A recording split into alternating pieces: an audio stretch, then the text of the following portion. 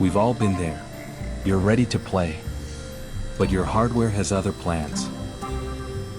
Today, we're lasering the ultimate April Fool's prank for every gamer.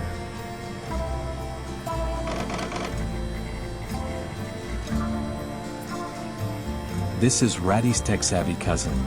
I wanted to capture that perfect 99% complete frustration. Look at the detail on the VR goggles and the controller paws.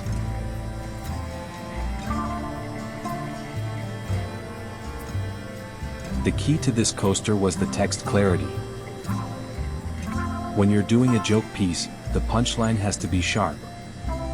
I used a slower speed for the lettering to ensure it really pops.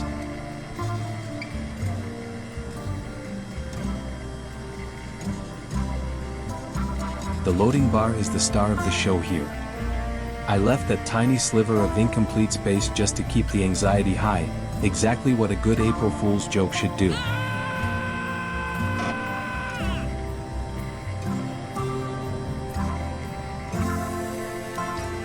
The perfect gift for the friend whose PC is always updated.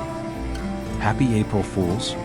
And I'll see you in the next build, hopefully before this bar hits 100%.